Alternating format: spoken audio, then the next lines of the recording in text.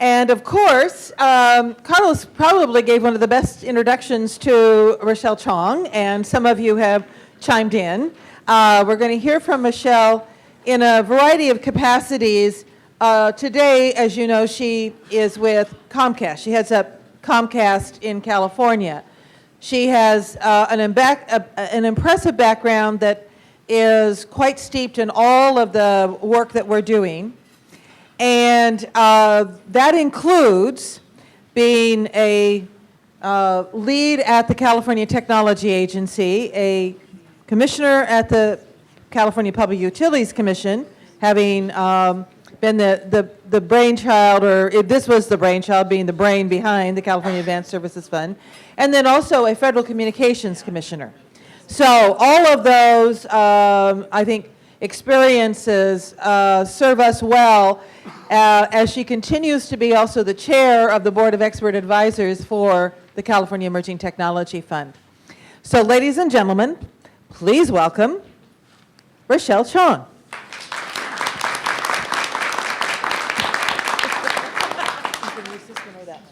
Okay, good.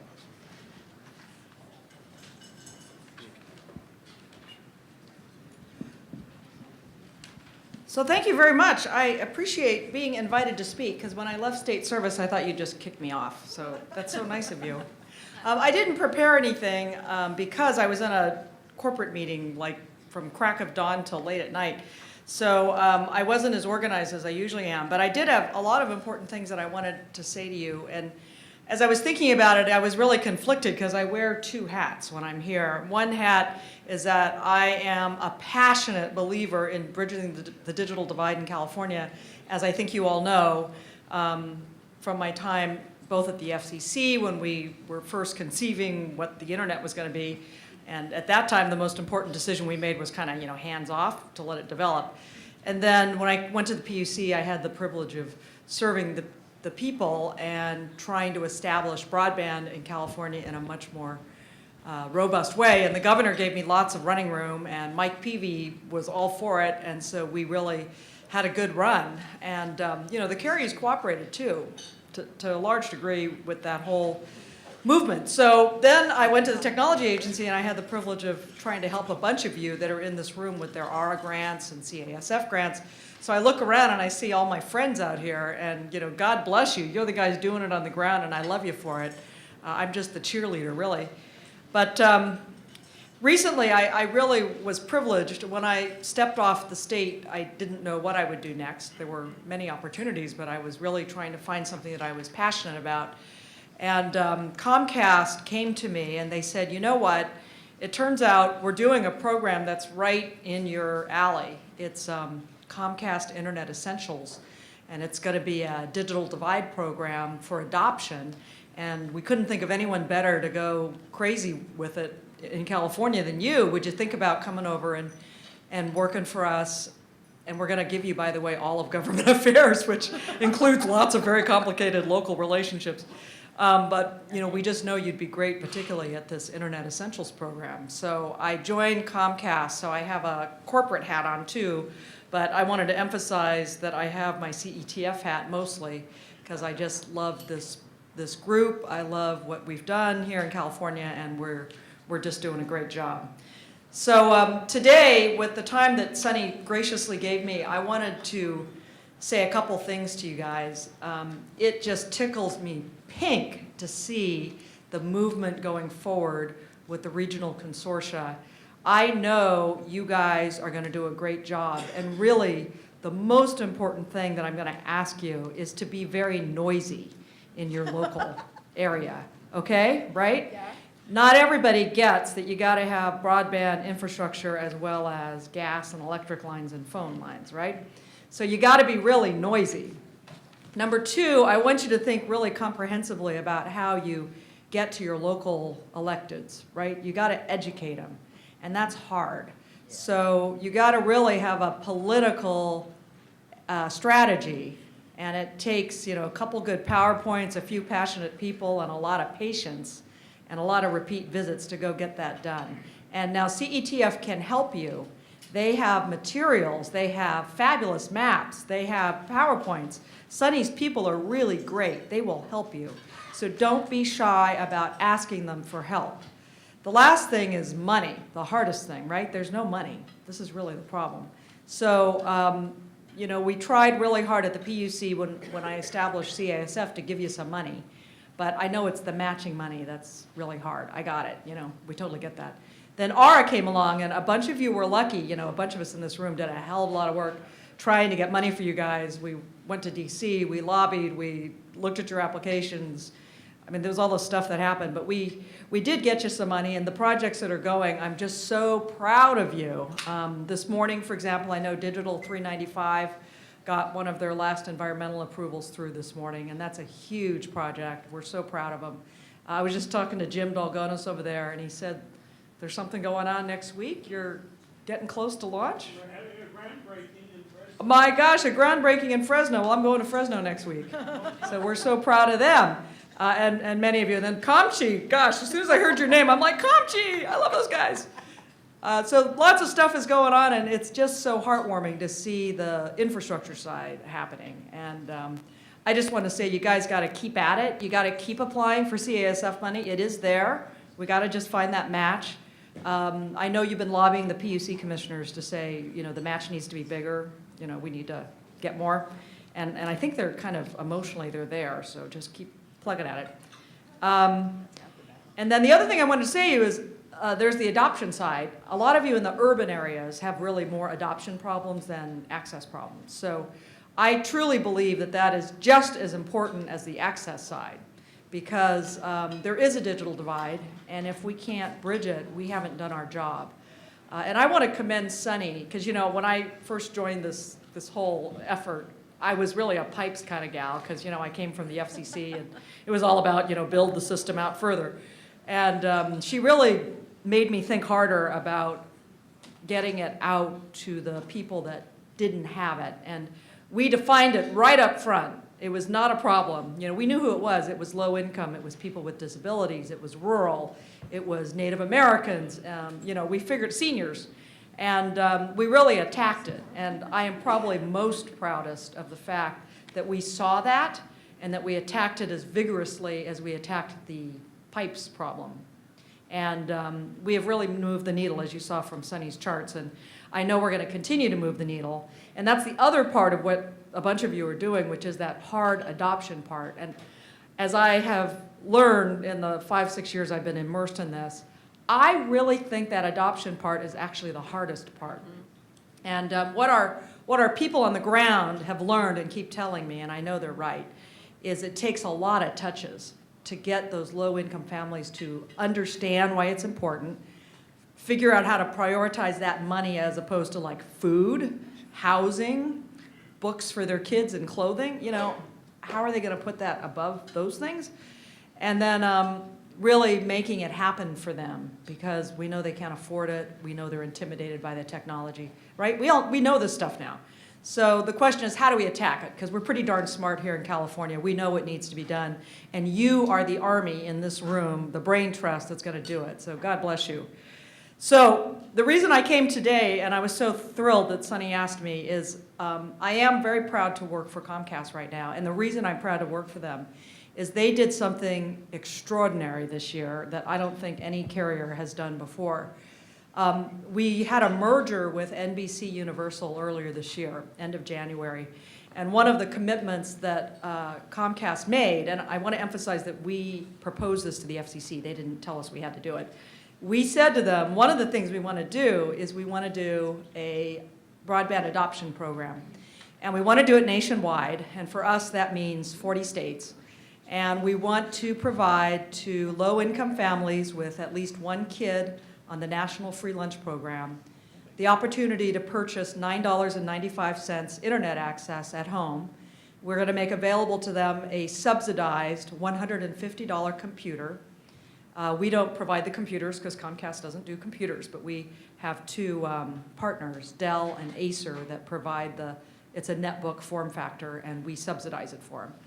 And we'll also provide some digital literacy training, either written, online, and some in-person trainings in the regions.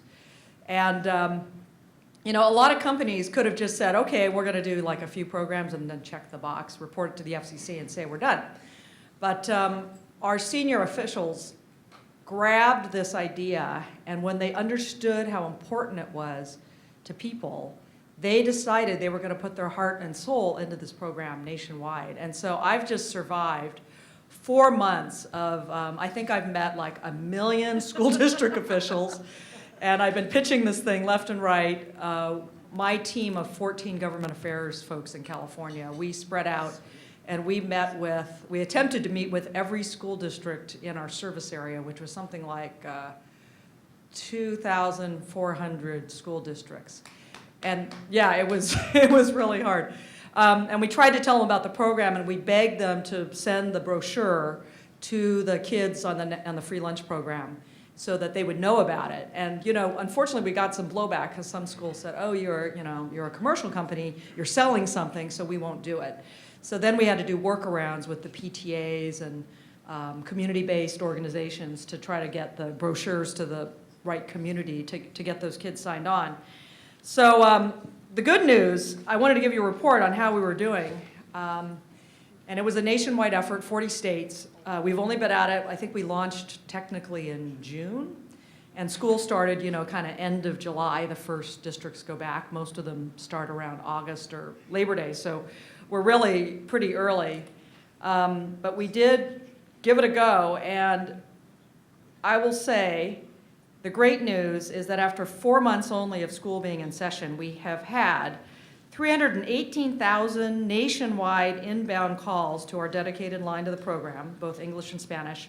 We had 70,800 people request the application, and we were actually able to approve so far 23,722 families. We've already activated 76% of them. These are statistics as of about a couple weeks ago. And we're currently forecasting that we're going to have 40,000 Internet Essential customers nationwide by year's end. Now here in California, yeah, I think that's pretty good. You know, we went from scratch, okay? Here in California, with the help of CETF and the help of all their partners, our grantees, the Get Connected folks, there's a gajillion of you, all of you, they all helped. We have had 25,300 inbound calls, of which 6,531 people requested the application. And of those, we have approved 1,743, and 86 of them already have service installed. So you might think, okay, that sounded like a lot of effort, Rochelle, but you only got 1,743 families on. But what we do know from a survey, and I'm going to talk about that more, we know that the accepted families have 4 persons on average in the household. So that means that we impacted 7,000 persons in the program just here in California, and we impacted about 96,000 people nationwide. And this is just the first 4 months of the program, right? So personally, I am not disappointed by those numbers because we are ramping really fast at this moment with the school lunch letters are really pumping out now from the national program. So the families are now able to mail it back as evidence that they're on. And things are really ramping in the numbers. Now, interestingly, I told you about the PC offer. Only 1,600 netbooks have been sold nationwide in the program. So you're thinking, wow, really? Well, it turns out when we did the survey, 82% of the subscribers already had a working computer in the house. So that's the darn good news. They had a computer in the house, but they didn't have the net access. So that means, though, to me, these were kind of the ones that had it once before but then fell off because they couldn't afford it, right? And now when they had this opportunity with the low-cost offer, they went right back on knowing they needed it for the kid and the school, right? But, you know, the ones that never, ever had it, those are the hardest to get. And then Comcast has done 197 in-person digital trainings across the nation. And here in California, I think the number was something like 18 that we did in the state, and we'll be doing more next year. What I thought was really interesting is we did do this survey. It was just done a couple weeks ago of 107 of the Internet Essentials families that already are on the system. And from that, we gathered some information, and I thought this would be interesting to those of you that are doing adoption projects to understand who they were and what their feeling was about the program and how important it was to them. I think it'll be instructive. It was to me. 62% of the interviews were in English and the rest were in Spanish. And a bunch of them, by the way, were taken on cell phones. It turns out these people are so poor, they only have one phone, and it's a cell phone. It was interesting. So the average age of our Internet Essentials customer is 39. Wow. And 87% of them are female. Yes. Isn't that interesting? About half were married, and most of them, as I said before, have 4 people living in the household. So, you know, when we get one person, one family connected, we're impacting 4 people. That's really good. Over half of them were Hispanic, 55%. And that's very consistent with what CETF has been finding, which is a lot of these low-income families are Hispanic or African American. 25% of them had internet service previously in the house. 96% of them had a computer before. 4% of them had a computer and a cell phone. And then we of course tested to see, were you happy with the Internet Essentials program? 86% of them did say they were satisfied. The ones that said they weren't satisfied said they wanted a faster speed. I don't blame them. We all do.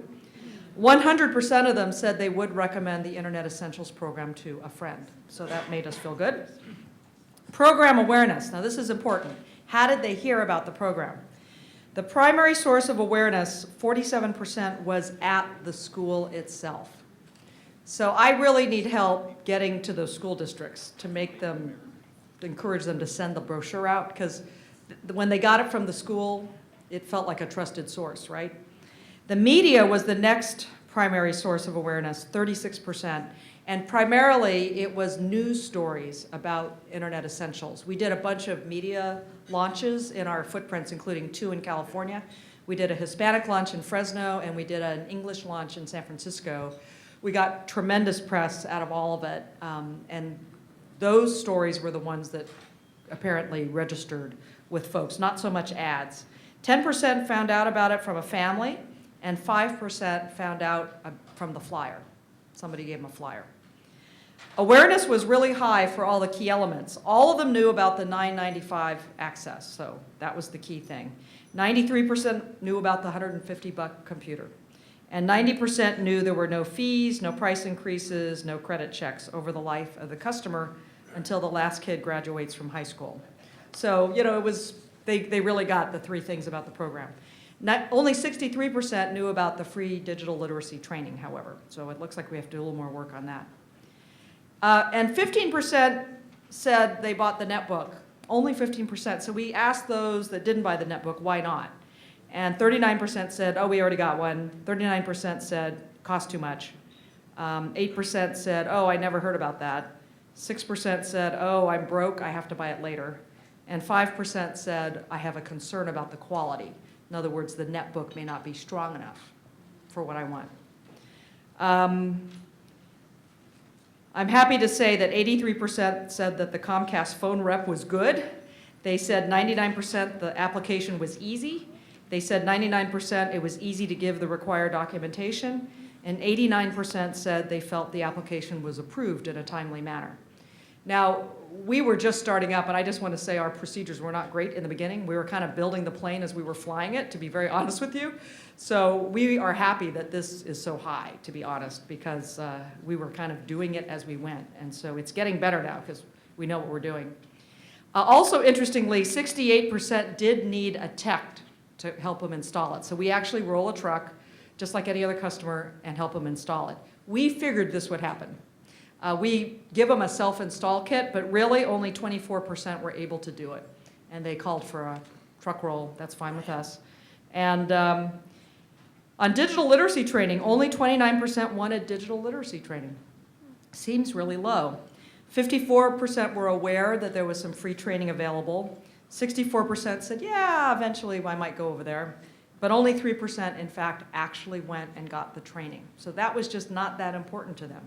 So as you're looking at, you know, where you're going to sink your money in, the digital literacy training may not be the place because it sounded like the people didn't really feel like they needed it. So is that of interest to you guys? I thought that might be. Okay, good. So next year, what's going on next year? We are going to improve the Comcast Internet Essentials program. One of the biggest thing we're doing is we're looking at extension of the program. I told you that it was limited to kids on free lunch under the National School Lunch Program. Next year, we're looking at extending it to the kids on reduced lunch. We're also looking at some other categories like veterans, seniors, and low-income adults. Cool. No promises yet. I haven't gotten it through, but we are really militating hard. We expect to simplify the process of sales and applications. We are exploring partnerships to subsidize the cost of computers for the low-income families, perhaps via the Connect to Compete program. More on that in a minute. And I want to mention to you just a couple of things that happened while we were doing this program to give you some ideas for your area. When we launched in Fresno, the Hispanic launch, we had a terrific community-based organization down there that helped us. They're a partner of Comcast from before, doing tech training in Fresno in Spanish. And they said, Rochelle, you know, the problem is no one can afford the computer. And I said, yeah, I know, but this is what I got, okay? And so they said, no, we're going to help you with that. So they went out, we donated $10,000, and they got another $10,000 from another rich community patron in the area. And they collected up $20,000 to purchase computers for the kids that couldn't afford them that were in the Internet Essentials program. So that got, one other place that we went did that too, where the school said, oh God, this is a great program, but what do I do about the computers? So they went out and found a patron. One was like a Rotary Club, one was an Elks Club, one was the Moose Lodge, you get the drift. And they found people that would put in $5,000 towards the computers if the kid was in the program. So just an idea. But Comcast, we're going to figure out a way that we can find a dedicated partner, particularly in these really poor areas, to help us with the computer purchase piece. We are going to do more aggressive outreach to the underperforming schools. We had some schools that had tons of free lunch kids, but the superintendent just didn't get it, and they wouldn't let us do anything there. You know, we were trying to nibble at the edges to try to get in there, and they just blocked us. So we're going to try to find a way, maybe through the PTA. We have a great relationship now with the state PTA. They're going to allow me to speak at the national conference, and we're going to try to get in there. We're going to engage social service and housing agencies. We're going to start, and I want to thank CETF for this. CETF is not shy, as you know. And one of the things that was great is, as Get Connected was running around helping us spread the word, they were getting feedback. And Susan and Audrey, all those people were calling me saying, this is what's happening, this is what's happening. Can you fix this? Can you fix this? And we really appreciate it, because we did. We had an escalation line, and if you are the squeaky wheel, which California was, they were really tired of hearing from me. You know, we kept squeaking, and finally things started getting fixed, and we fixed a bunch of things. So thank you for being the squeaky wheel, Susan, Louise, et cetera, et cetera. It really helped. So some of the things we're fixing already, we're going to have some bulk service accounts for schools, because some schools said, we want to buy the computer for the kids. Can we do that with some of our technology money that we get in our budget? And we couldn't do that before, but now we can do it. So I can work a special deal for a school on a bulk service account. We can allow a specific community-based organization to buy computers in bulk to provide to the kids at our rate. So there were some CBOs that wanted to do that, Moose Clubs and things. And we were also working on-site registration process. We had some community-based organizations that said, you know, we're doing a Get Connected kind of fair. If we bring everybody in the community together, can you sign them up on the spot? And before, the answer was no. You had to call the special line because we have this third party that verifies the school lunch, because we can't know who is on school lunch for privacy reasons. So we have a third party that does it for us. So we're working out a way where we could have facilitation, where we could call right on the spot to the third party, they'll verify, and then boom, we fill out the rest of the paperwork and be done. So we're working on that right now, and that was specifically because of Susan Walters bugging me a bunch of times. So thank you for bugging me. We pushed it through. And so there was a lot of disappointed people, though. Southern California, Comcast is not the service provider down there. So there was nothing for you guys. And I felt terrible because I kept getting these frantic phone calls from people in SoCal, San Diego, saying, I heard about your program. It's so great. Can you come down and talk about it? And I'd have to say, you're in San Diego? I'm really sorry. We're not there. But I come bearing news from the FCC. Go to the FCC webpage, fcc.gov, and search for Connect to Compete. And you'll pull up this FAQ, which I hope you will print. What this is that my cable brethren, so Time Warner, Charter, Bright House, Cox, they have stepped up to the plate following the lead of my company Comcast, and they have started a separate Connect to Compete program which will roll out next year. And they're basically mimicking the most popular parts of the Internet Essentials program. So they're going to have $9.95 broadband home service for low-income kids, getting a free lunch, same thing. And I think the speed for them is at least 1 megabits per second down, just to give you an idea. And they're going to have a $150 computer, and they're using a company called Redemtech, who's a national refurbishment company to do the computer. And they'll have just some digital literacy aspects. So very similar. So that's next year, though. So don't call them now. I sent some people to call them now, and they're not ready. I'll just tell you that right now. They freaked out. So wait till next year. But they're going to be going in next year. And so those of you that are in those service areas will get it next year. The other really cool thing is this Connect to Compete project, which the FCC led the effort. There's some parts that are extremely cool, which Comcast is going to use too. Microsoft announced as part of this that early next year they're going to work with hardware partners to produce a series of affordable, high-quality education computers starting at $250, which includes Windows and Office. So that's new. They have finally realized there's a market for an education PC, like duh, right? And that it needs to be cheap. I don't know, $250 may be too much, but it's new. So anyway, it's there.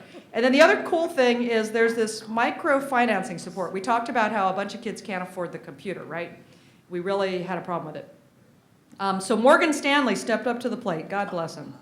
They committed to contribute its microfinance expertise to assist Connect to Compete to develop a microcredit program to help the families afford the upfront cost of the PC. They will also do financial literacy training and help families build a credit history through successful loan repayment on the computer. Cool. So Comcast, we're going to do that. Oh, I forgot. In Fresno, when we did the computer purchase with the CBO, the $10,000 that we gave them, they were going to take that $10,000, the CBO, and do a microloan program for the kids that couldn't afford the computer. So they would loan the family the $150, and they were going to have them pay it back $10 at a time over like a 10-month period, something like that. And then once they paid it back, that money would again be loaned back out. So it was going to be like revolving. So it was very cool. So I wanted to share that really exciting information about the Connect to Compete initiative that is coming out next year by the other cable companies, and to tell you that I was really proud of them for stepping up to the plate.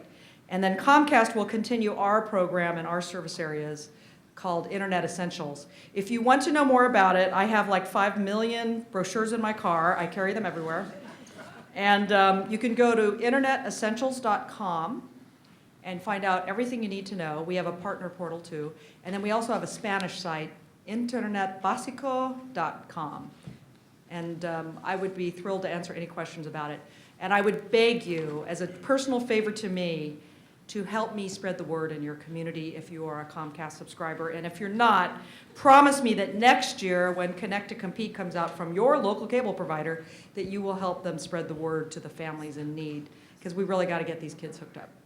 Thanks, Sunny, for the time. Really Thank you. Thank you, Rochelle. So Rochelle has given to each of us the assignment of working with Comcast, if you happen to be a region in their territory, starting the conversation with the other providers for next year, but next year seems close to me. It always, I'm older than most of you, everything seems close. So But this notion of working with providers for affordable service and affordable devices is really sort of that trend that we're trying to foster, nurture, accelerate, to target into the populations that are most in need of being connected and the poorest neighborhoods. Okay, folks, now, we actually think it would probably be a good thing to take a short break.